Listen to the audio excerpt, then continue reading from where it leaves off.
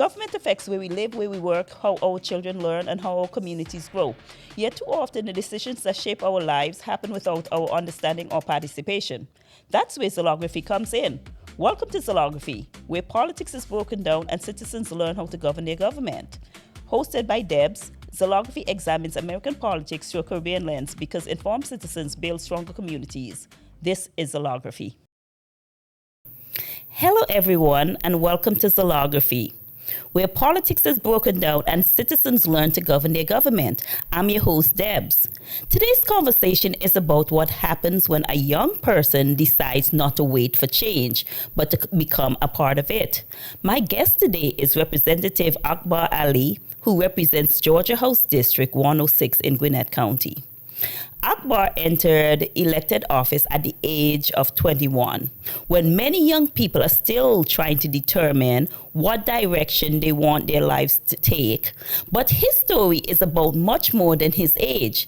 It's about education, representation, community service, and bringing a new perspective into the political process. I've known Akbar Ali for a while, so today is going to have to be an honest conversation about what brought him into public service, the issues he cares deeply about, and what he hopes to accomplish for the people he represents. Akbar, welcome to Zlography. Thank you for having me. It's genuinely a pleasure. I'm very grateful to be here. Akbar, thank you for joining me on Zlography. Thank you for sharing your journey, your perspective, and your commitment to the people you represent. Akbar, let's start at the beginning. When did politics first become personal for you? So there's multiple answers to that. Firstly, and most importantly, is that it really started when I was much younger. Yeah, admittedly. My mosque in 2010, 2011, within Gwinnett County, back when it was a very different place, much less diverse, it got hate threats and threats of arson and just various just opposition from very bad faith actors. So much so that Obama's Department of Justice had to get involved to put a stop to these threats of violence and flyers that said "Stop the Muslim Takeover of Lilburn, Georgia," things of that sort. And so, when you're very young, growing up in a community that's just started to grow, it really starts to become subconscious almost that we can't sit on the sidelines. We need to get involved because this is more than just defending one singular community. This is about defending all of our communities. Yeah. That has been happening all over the country to a lot of Muslims. That people think that it's about hate. However, I've known a lot of Muslims that they talk about love. Could you share some of your experience with your background with us? Absolutely. I always say that it's not just about the Muslim community because it's about all of us. We always heard the famous poem about, first they came for the communists, but I was not a communist, so I didn't pay any attention. Then they came for the Jewish population, but I'm not Jewish, so I didn't pay attention. And then the poem always ends by saying, and then they came for me, but there was nobody else left to defend me. Yeah. Because I didn't stand up for the rest of them, right? And so it's always about defending more than just yourself, more than just your community. It's about defending everybody to have the same rights and equal protection that everybody has. That was the ideals and values that I was raised upon. That you love your neighbor, you love your fellow man, and that they are either your brothers in humanity or they are your equals in the same capacity. That was really beautiful, and that's how we all should strive to live. When did you decide that you were not just going to get involved, but actually run for office? So that happened as a matter of circumstance, as a matter of calling, I would say. I've always just been very involved in the community through various food drives, campaigns related to climate change or pro-choice or everything of that sort, even before I could vote. And so naturally I wanted to get involved in the media sphere initially But life can take a turn very unexpectedly, and through all the various hats and positions that I've had, being second in command of the local Democratic Party, being a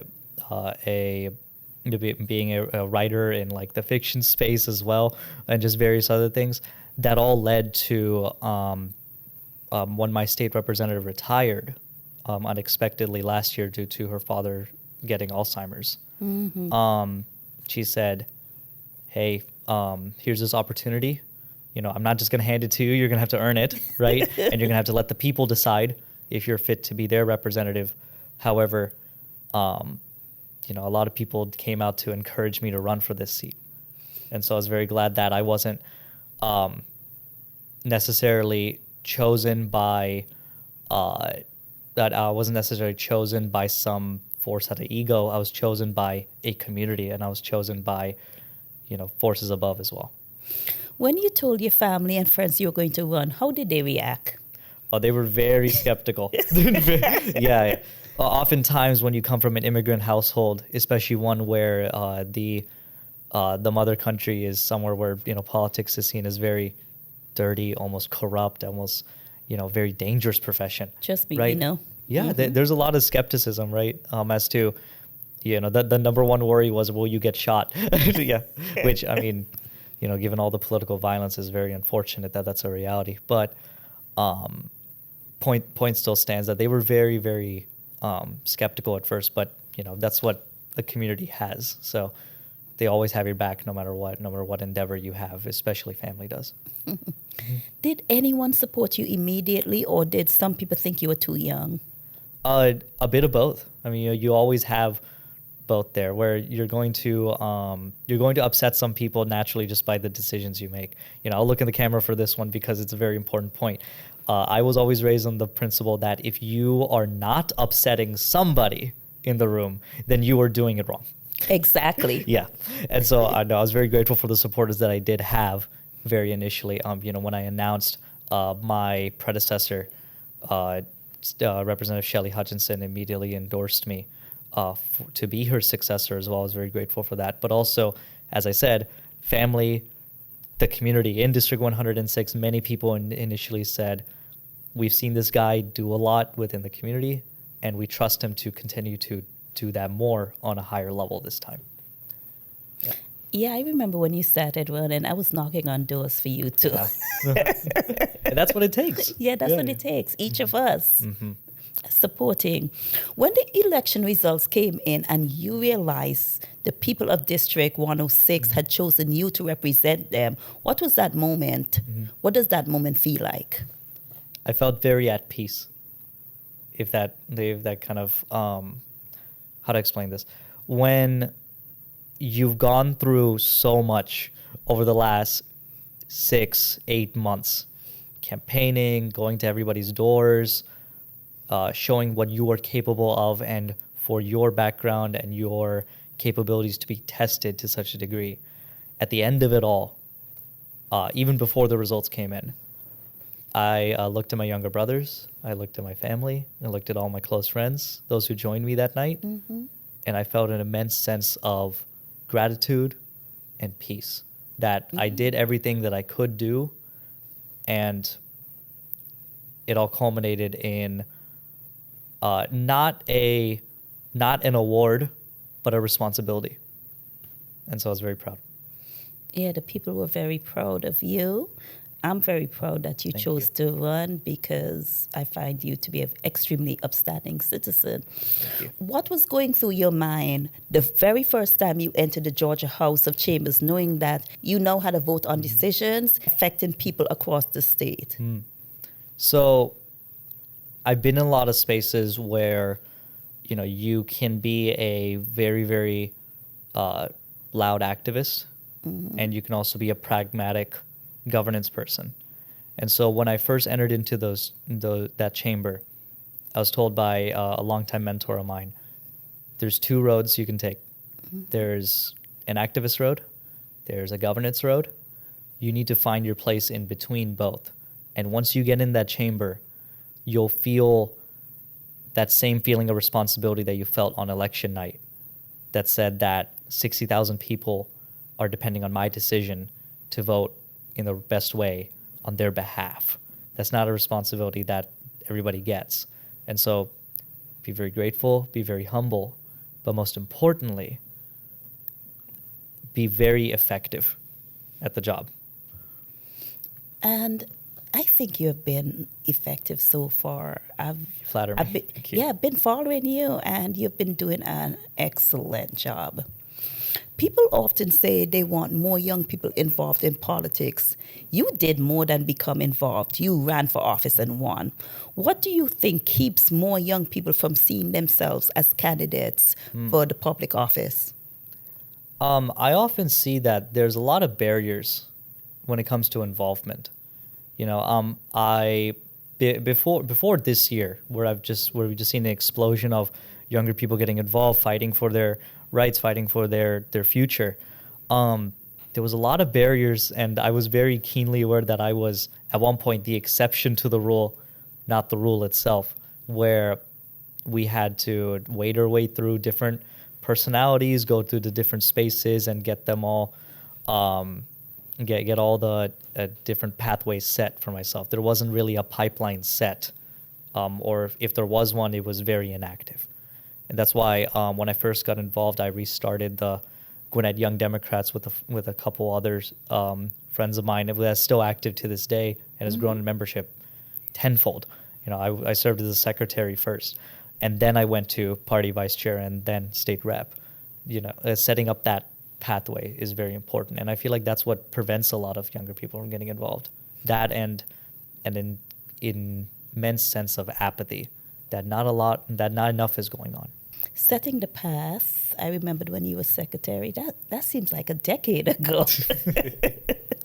Has anyone ever underestimated you because of your age?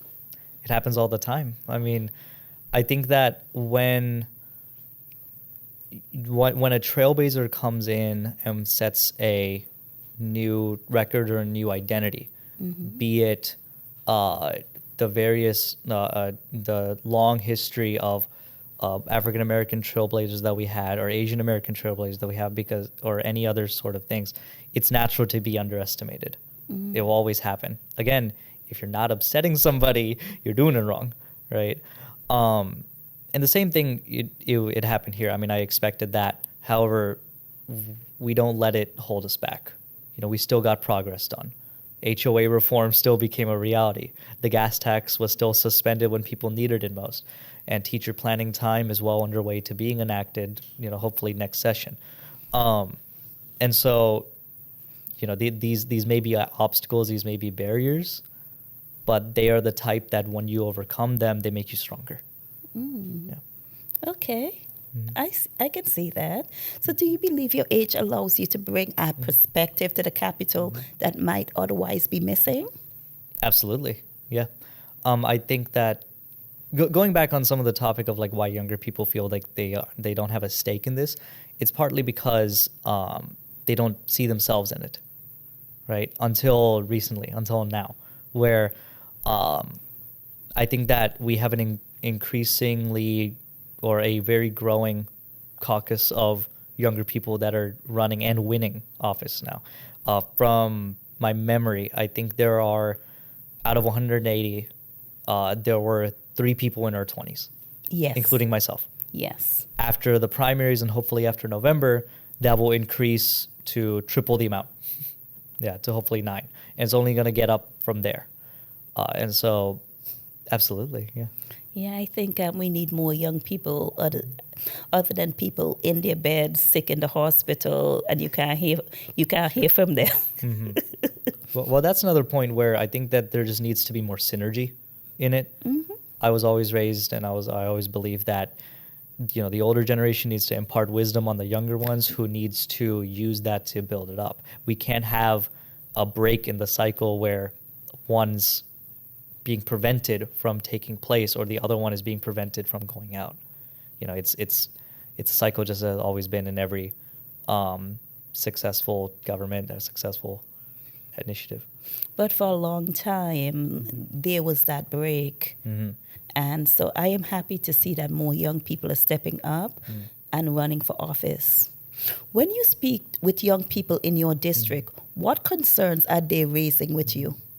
Above all, it is that feeling of apathy that stems from not enough is happening that I can feel. It's always, we pass this initiative and you're going to feel it 10 years from now. And you may, yes. However, there is such an appetite for having tangible progress. We look at cities like New York or Nashville or even Atlanta, that when a pothole gets filled or tens and hundreds of them get filled in one day, people cheer, people are excited simply Yes. because we are so starved of tangible progress. That's why I always advocated for things like the gas tax suspension when we most needed it, teacher planning time that you can feel, or HOA reform so that they stop fining you for things that are arbitrary. Yeah, but it's stuff you can feel, stuff you can touch. We can touch, yes, something tangible, because politics, a lot of people think that with politics, every politician is the same. So we do need a lot of change in politics. Yeah. And what would you say to someone your age who believes politics has nothing to do with their everyday life? So I'm going to look at the camera for this one because it's so important. Two things. Number one, it affects you a lot more than you think, because what I've always said is that the ballot may be very, very long. It may be 14 pages. It may be 4 pages. But the lower you get on that ballot, lower than president, lower than governor, lower than state house, even down to even dog catcher, the more it directly affects you. Because this is not just about some policy in a foreign country. This is also about you getting health care, you getting a good job, you getting your area fixed up, and building a life and realizing that promise that America has. Because I still believe that it exists. We just haven't been able to harness it in the last couple of years. But we are, I'm forever an optimist, and that we will get there. Secondly, is that it's a lot more accessible than you always think. I got involved simply because I emailed my state senator and asked to meet. She didn't have to accept that, but most of us do. Almost all of us do. And we're always more than happy to get especially younger people involved and back into the process. I think it's important because a lot of people don't realize politics is everyday life. The street you drive on, the church you go to, building communities. It is very political. Everything we do is politics. Right. Let's talk about the people you represent. Gwinnett County is one of the most diverse communities in Georgia. What have you learned from representing people from so many different cultures and background and experiences? I've learned that oftentimes there's a lot of people that are forgotten and neglected that just haven't been addressed in so many years, so much that they lose faith in the system or just choose not to participate in it. And it is partly our responsibility to go and bring them back in or to make it more accessible. When I started my campaign, and even now I still continue it, every once in a while, I go to every small business and every minority business within my state house district. My state house district being one of the most diverse, if not the most diverse, in the state of Georgia, with 26% black population, 25% white, 25 Hispanic, and 18 Asian. So we have everybody. Yeah. Yeah. And so I visit all these businesses and institutions like churches and recreation centers with 2 translators. One in Spanish and one in Korean, so that I can really communicate with everybody. My entire staff is bilingual in some capacity, because I feel that responsibility that I need to go and get these people back involved. There were restaurants and clientele that said, we haven't had anybody government related come here in the last 13 years, apart from the police. Right? Yeah, sure. But the last 13 years, I mean, those were grants that were missed out on. That was cultural events that we could have expanded out. That was resources that could have been there. And that was constituent services that could have been serviced. Right? I'm proud to say that, I mean, the work has started. It's, hopefully, it will never be finished, but I am proud to carry that torch again. Okay. Yeah. I like it. So when you're out in the district speaking with residents, what concerns come up most often? It is that same foundational basic need. I feel that at this point in time, we can't be, the federal government and the state government cannot be wasting our time on arbitrary daylight savings legislation or a license plate that says "Make America Great Again" or some other like just posturing, right? We need real results that we can bring to the table, real results that will service the people. Because again, that same the same attitude of I don't feel anything. Why have things just gotten worse? That's what I hear oftentimes. Yeah. When you want to talk about issues, you see that same pattern. Healthcare, housing, cost of living, right? With that Maslow's hierarchy of needs, that should be at the bottom. We need to address that before we start to get higher up on that. So is there one particular issue affecting District 106 that people outside the district may not fully understand? I feel that it is one that everyone understands and feels, but may not think about initially as something that you can fix through legislation. Homeowners Association reform. Yes. Yes. Oh. That was my flagship policy that I campaigned on. I'm very proud to say that we got the work started. There was a bipartisan bill. It did not have my name on it, but we had a lot of legislators support it as well, myself included. It was a bipartisan bill that originated in the Senate. The name escapes me at the moment. I believe it was the Homeowners Bill of Rights, I think the name was. But we made it so that HOAs can be reported to the Secretary of State, who would then appoint a mediator between you and them to sort out any disputes. And the amount that is needed to place a lien on your house without your knowledge, it goes from $2,000 to $4,000 in mispayments. And furthermore, they will need to notify you. Because beforehand, what we lived in before July 1st was that an HOA could sue you with your own dues, and there was no place to report them to in the state. The only thing you could do was take them to court, and that's it.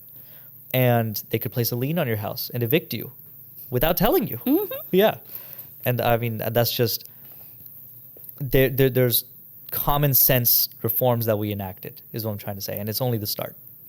Yeah, and I hope there's more because Homeowners Association to me have gone unchecked for decades. That's right. They can put you out of your house without even a knowledge to you. Yeah. You take them to court, there is nothing. I know people who have taken their HOA to court and it's the law. Right. And so that's an issue in 106 that I'm very, very proud that we got to address this year. Albeit it's only the start of it. So yeah. I hope it expands more because they need to be checked Right. a lot. What is something you wish more people understood about what a state representative can actually do for them?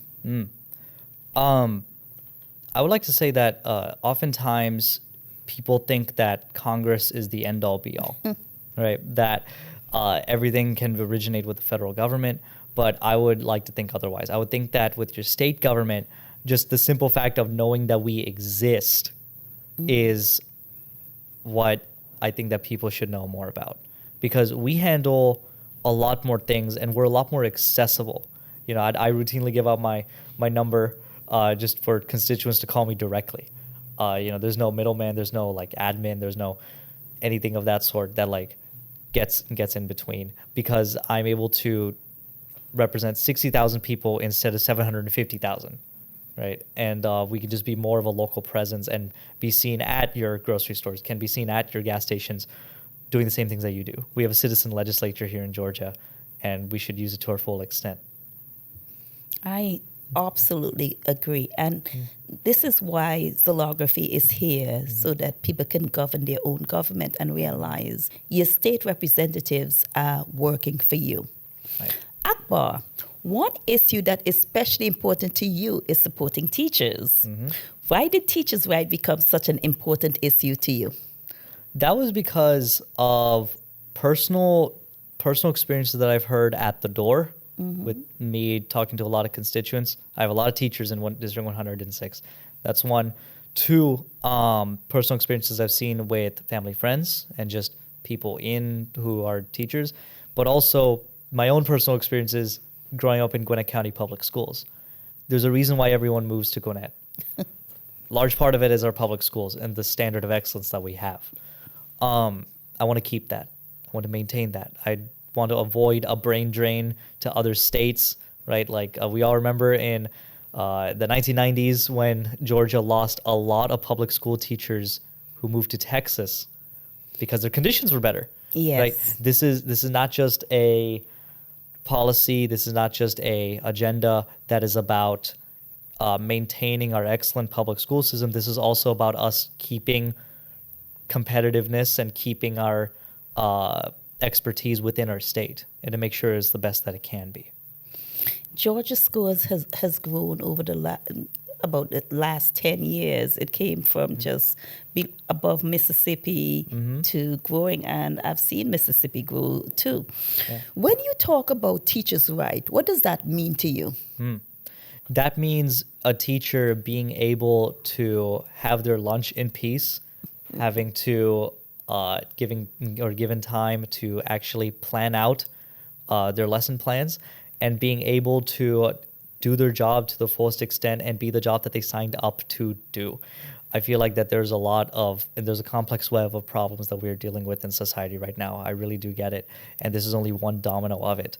But if there is one domino that I could do, it would be solving the educators that train the next generation of our state. Because as it always said, the children will inherit the earth after we are done here, right? we are here on rent and lease as opposed to being a permanent fixture here.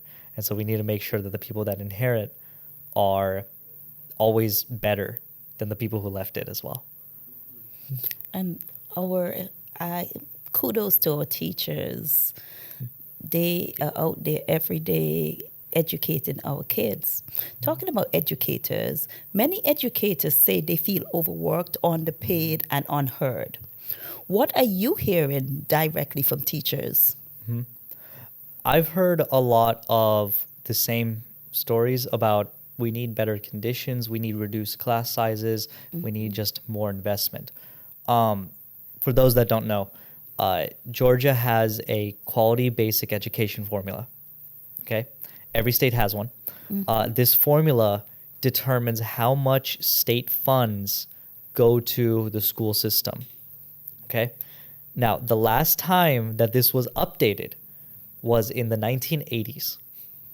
Over, 40 years now? Yes. And it is one of the few states in the United States that doesn't take into consideration poverty or equity or anything else. All schools get the same amount, which is just inequitable and unfair and outdated. That is actually the direct reason why your property taxes are also high, because we haven't updated this formula since 1980, and as a result, these school systems have no choice but to increase property taxes in order to pay for the growing school system that we have. And so with this QBE formula, as we call it, that is the root cause of so many things, including teacher working conditions, reducing property tax, and fixing our education system and maintaining its excellence. And so if we solve this one domino, it will have a massive effect on just quality of life for everything. And that's called a QBE formula? Yes, that's right. Quality basic education. I've never heard of it. Yes, it is the number one item on our agenda next to finally expanding Medicaid within Georgia. Oh, that would be good, because a lot of kids go to school hungry, and Georgia is not a welfare state. I'm not saying they should make it a welfare state. However, we need to feed our children. Do you believe teachers have enough input when education policies are being developed at the state level? I believe we could always use more. We can always use some more. Mainly, a lot of the education policies that we see are being developed with a level of input that I just want to see more of. We just need more input, not just from administrators, which is important, right? They're one arm of this, but we also need the other arm of the actual instructors who are on the ground instructing the students there. Yes, it is one big system that we have, and we just need to make sure that all the puzzle pieces are together so that we can make the entire picture together. Okay. Yeah. I can see that. Teachers are often expected to do much more than just teach. They serve as mentors, counselors, protectors, and sometimes a source of stability for the child facing challenges outside the classroom. Do you believe our education policies reflect everything teachers are being asked to do? I don't think so. I think that there's a lot. It's a common thread throughout the whole of the job market and the whole of all the roles that we have in our society right now, where when you have a very, very expensive and very just a lot of money being poured into an industry, like take for instance nursing homes, right, where it is an exorbitant cost now, and yet all the workers are still only being paid 10 an hour. You have to ask where that money is going, right? And I think it's the same thing that is with education at the moment, where you're asking a lot of these educators. You're asking a lot, and sometimes by, like, you know, with no like root cause that can be identified with like one person, but instead it's more of just like a combination of issues. I really do get that, and that's why we need to get to the root of the problem, of not just with education and how we can make it a better condition for teachers and students alike, but also with just the greater roles in our society too, where everyone can be a little bit more equitable, and a little bit more fairly treated. Yes, I agree with that, because teachers get just one salary. However, they have to buy everything for the classroom. I think that's so unfair. Yeah, I'm a big supporter of so our Democratic governor Democratic governor nominee, Mayor Keisha Lance Bottoms, part of her platform, which I very much support, is that she's in favor of raising teacher base salary from $43,000 to $63,000 in this state, and also removing the state income tax for educators. And so I'm a very big supporter of that policy. I saw that, and so am I. I totally think that our educators need to pay a proper salary, because their money doesn't only go home to them. It comes back to the classroom. Right. Everything you see in the classroom is not provided by the school. Right. It's provided by the teachers. Yeah.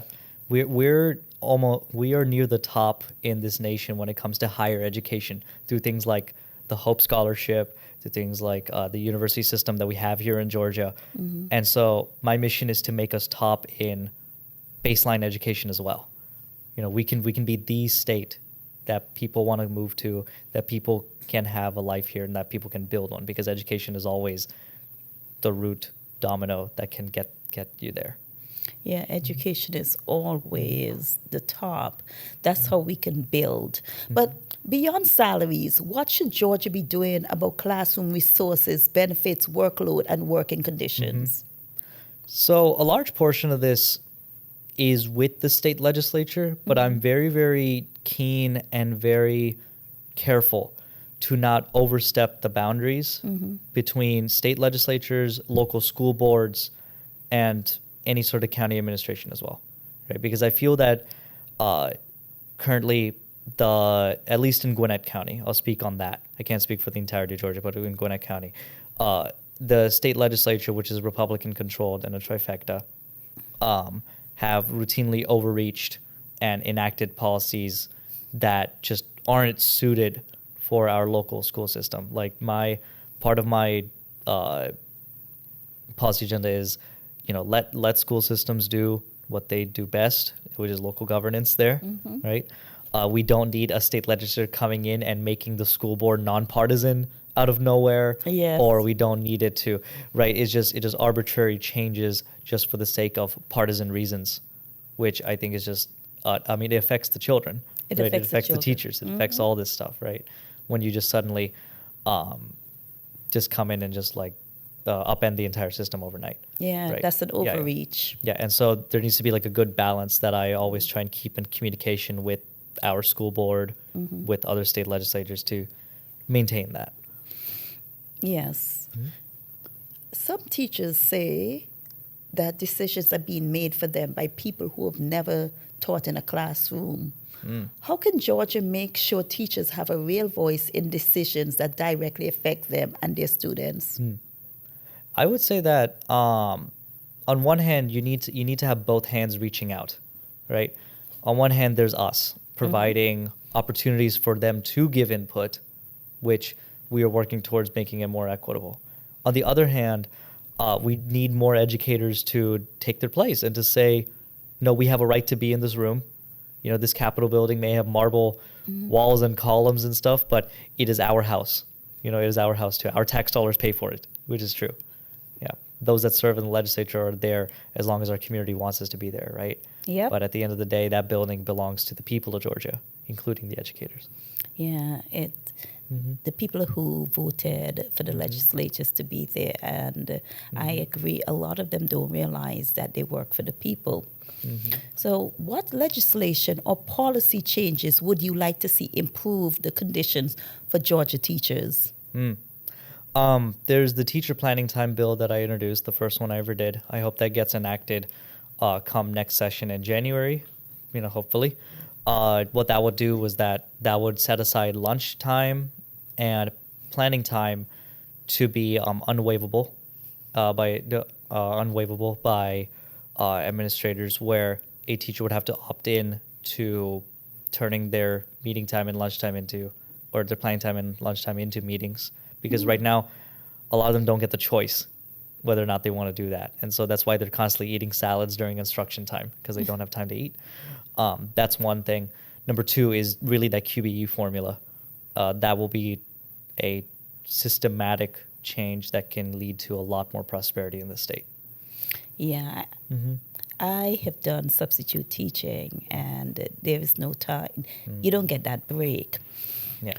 So, Akbar, for the teachers watching Zlography today, what would you like them to know about your commitment to supporting them? So I was one of the first people that Georgia Association of Educators endorsed, because they chose to trust me with delivering on my promises. As a freshman state representative at the age of 21, in the minority party in a Republican trifecta in a state government, I was able to get my teacher planning time bill, which is the first one I ever introduced, not only passed subcommittee, but also passed committee, and then passed the rules committee, and then nearly onto the floor of the state house.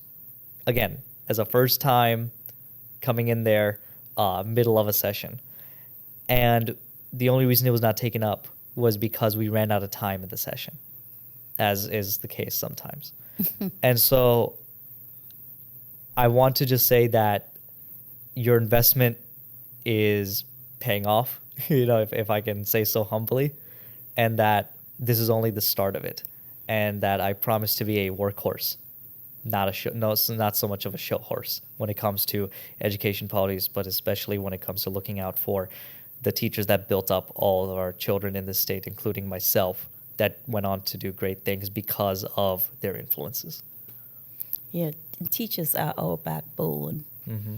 Georgia, like many states, also face challenges recruiting and retaining educators. How do we make teaching a profession that talented young people want to enter and remain in?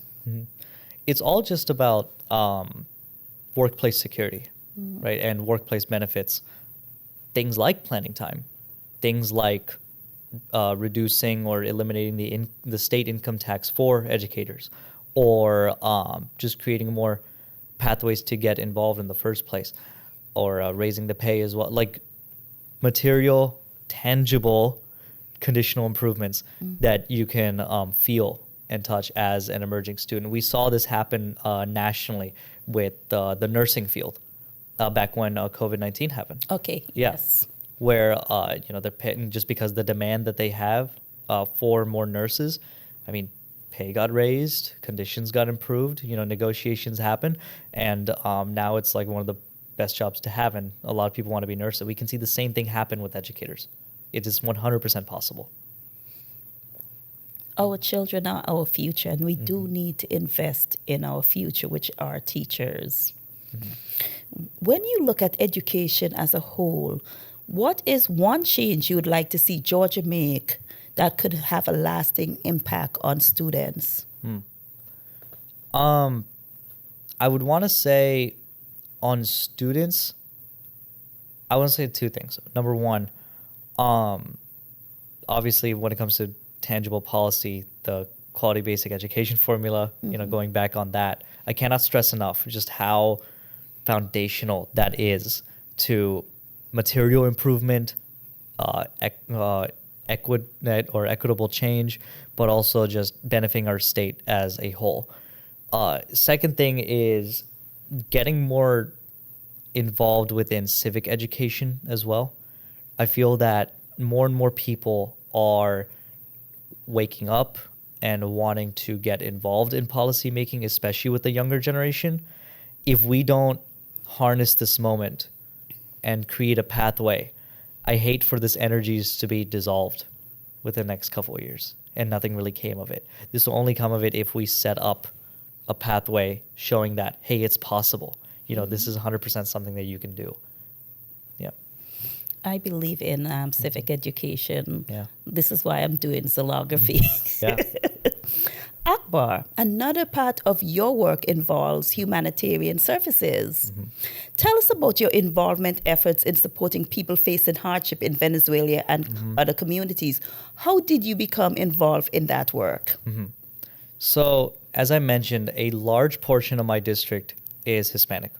25% of it, 1/4 of the entire district, which is just about the even split in District 106. I have the largest Colombian population in the state of Georgia as well. And as I mentioned, I go to community centers, I go to minority businesses, and I go everywhere else every once in a while. And a large portion of that is connecting with the Hispanic population. And so when the Venezuelan earthquakes happened, when a 7.1 magnitude earthquake happened in Caracas, the capital city, or one of the largest cities over there, and destroyed many people's homes. Yes. Have them lose their lives. I mean, it's the same story as when the hurricane hit the Caribbean, or when the flooding happened in South Asia, or any other natural disaster that happens. It's a time when all of us need to band together, regardless of our politics, regardless of what we believe in, to help those in need at home and abroad.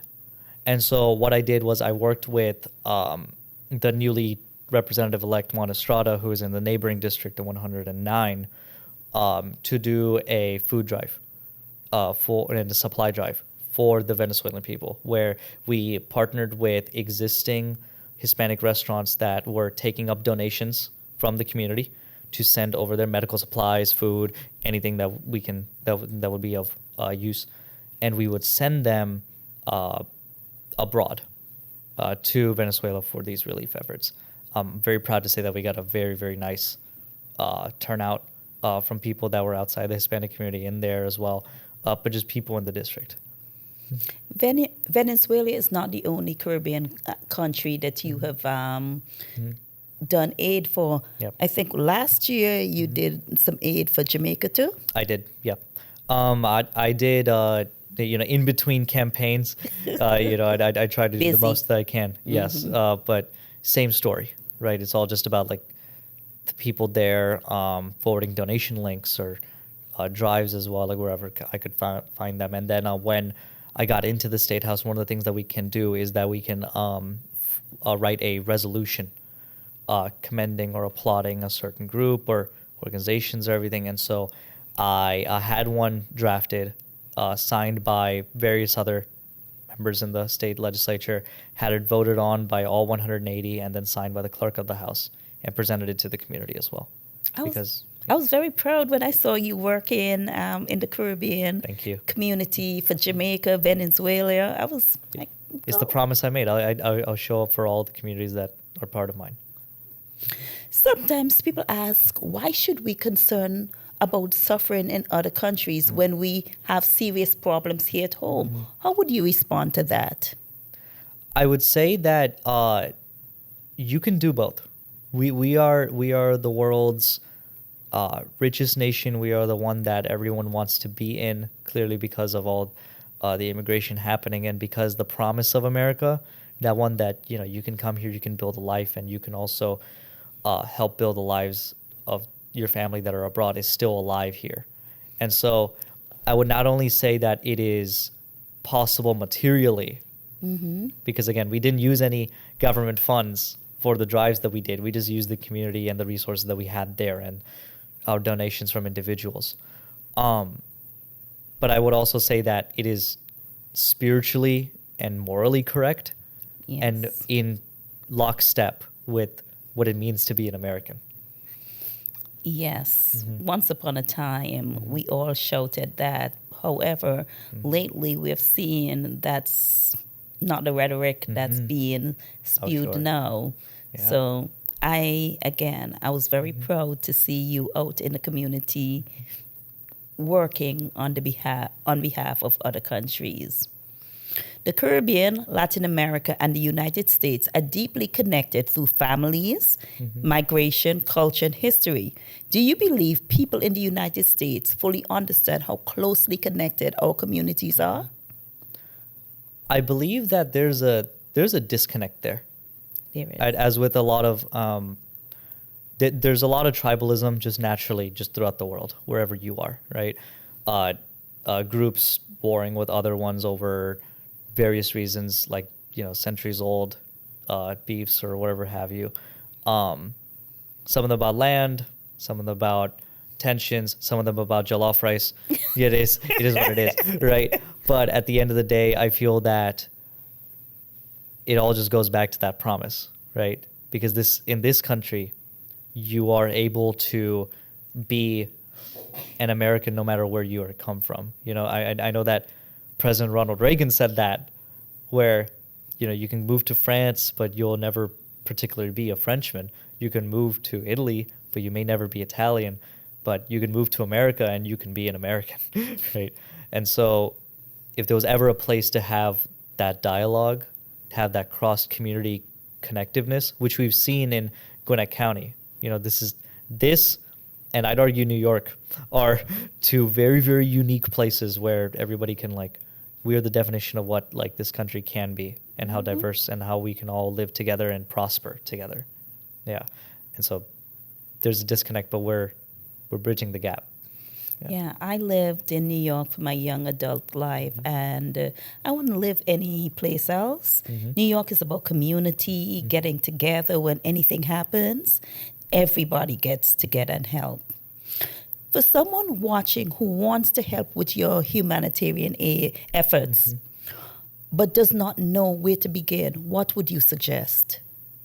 I would say that there's quite a lot of opportunities out there when it comes to a lot of the humanitarian efforts that at least I do. I'll speak on the efforts that I do. There's very, very many places to get involved with, different organizations and different people too. But mine is very, very tied to working with the various ethnic, religious, and social groups that are within my district, because I am someone that, out of respect, I want to work with the existing community instead of commandeering and making something about myself. That's not right. That's not right. If the Caribbean community is going through something, I will work with the Caribbean community to provide relief there. If the Hispanic community is going through something, same story. If the Asian community, same story. And so it is very, very tied to the various stakeholders that are in this. But as always, I like to think my campaign is more than just a political campaign. I'm trying to build it into a community, a community that we can like help all benefit each other. Most leaders are community elected and supposed to be community centered. Is there an issue that you're most focused on right now? At this very moment, consumer protection. Yes, I know that can be a very loaded term, and so I will put it in very, very simple examples that like we can all feel. Junk fees, things that are very arbitrary, things that like when you get an Airbnb or when you get a concert ticket on Ticketmaster, I'm sure you notice that there are just fees that don't make any sense. Okay? Yes. And that are wrapped up into hidden things that are there. That's one area. Number two is AI surveillance pricing. I'm not sure if any of you know this, but if you in I think 48 out of 50 states now, if you go and try and book a flight to anywhere, okay, on your laptop, more often than not, it will show a different price on your phone. And if you check your desktop, it will show an even different price. Yes. Yes. That is because there's a lot of just shady practices being done where they surveil your purchasing history, your search history, your cache in your browser, everything of that sort, to determine what price to charge you. Oh. That's consumer protection, getting rid of AI surveillance pricing, getting rid of junk fees, but also just quality of life things like getting rid of the notorious pink tax that we have on tampons and feminine products and everything else, right? That's just arbitrary, right? And so that is all what consumer protection is. It is protecting consumers from arbitrary fees. That is what I am very focused on at the moment and going into next year. So soon I won't have to hide my browser when I'm buying a ticket. I hope so. Yeah. What progress would you like to make for District 106 during your time in office? I would like to make material and tangible progress here.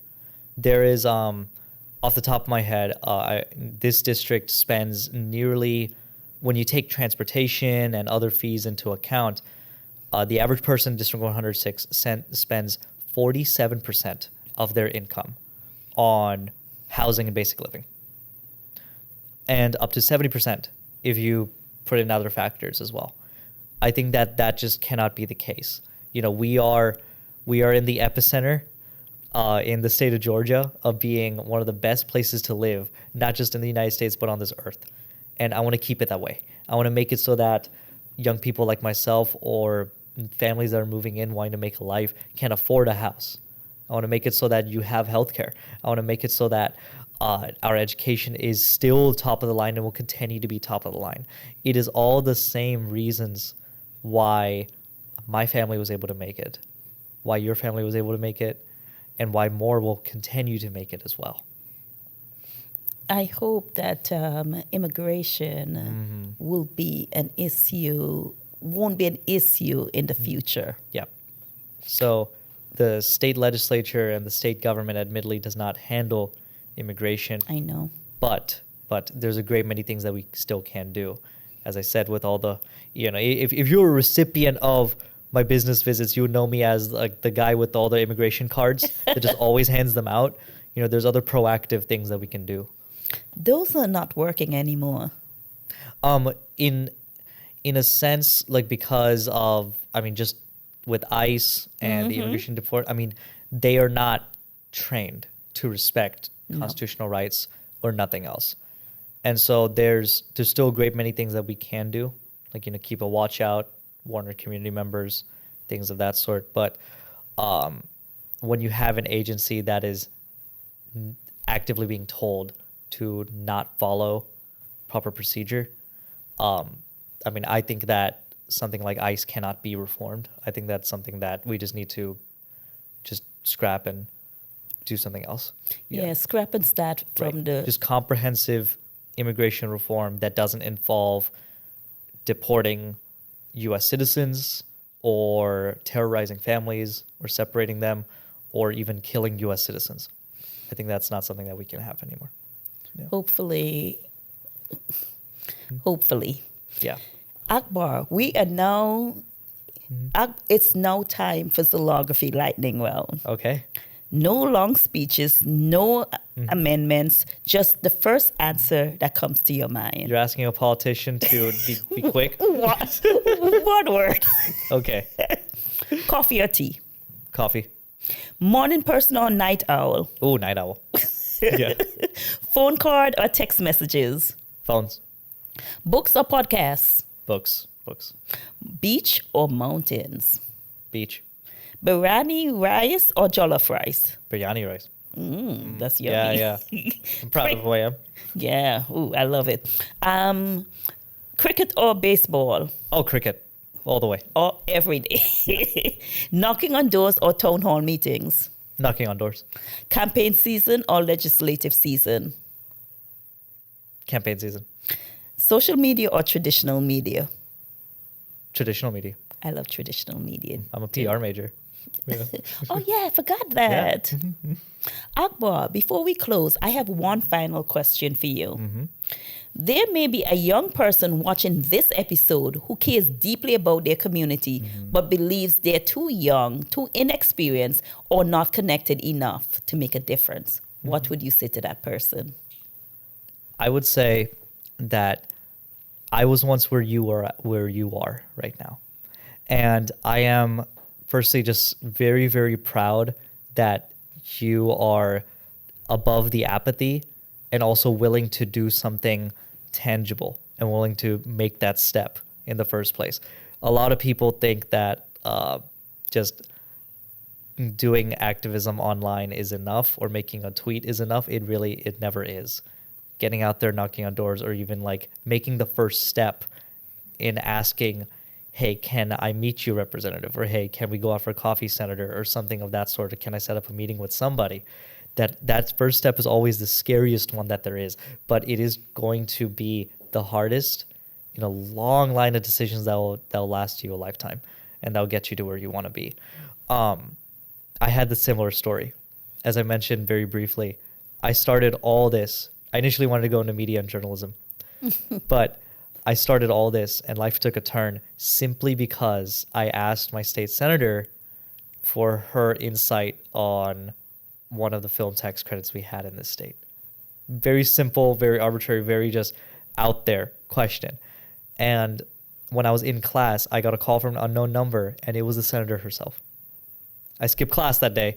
Maybe don't do that, right? But I skipped class to go talk with her. And it was that easy. Again, maybe not everybody does, but most of us do, especially on the local level. And that's really where the opportunity lies, I think, getting started in this kind of space. Because you can really make an impact just by knocking a single door. You can really make an impact by just meeting one person. So go out into your community, meet people, engage, and make a decision. Right. Okay. Now it's time for our Zlography action item. This week, I want us to look towards our Caribbean neighbors across our region, people who are facing serious challenges, from families struggling in Venezuela, Cuba, and communities in U.S. territories like Puerto Rico. Find a reputable organization doing humanitarian work in the Caribbean and learn how you can help. You may be able to donate supplies, contribute financially, volunteer your time, or help bring attention to the community in need. The Caribbean is more than a place many of us come from or visit. They are our families, our neighbors, our communities. This week, find one way to lend a helping hand, because sometimes making a difference starts with simply deciding to care. Akbar, thank you for joining me on Zlography. Thank you for sharing your journey, your perspective, and your commitment to the people you represent. Thank you for using your voice to support teachers, students, families throughout Georgia. I look forward to seeing what comes next for you. Is there some way that people can reach out to you and get a hold of you? Absolutely. So the best way to reach me is through my website. It is forakbarali.com. FORAKBARALI.com. That is my number one way to get to me. It has my email as well, which is info@forAkbarali.com. Has a lot of information and a lot of ways to contact me. I try to be very accessible. And to anyone watching today's conversation, if it challenged you, inspired you, or taught you something new, please like, comment, subscribe, and share this episode with your family, friends, and community. Because democracy doesn't start in Washington. It begins with us. I'm Debz, and this is Zlography, where politics is broken down, citizens learn to govern their government. Until next time, stay informed, stay engaged, and remember, perspectives shape power.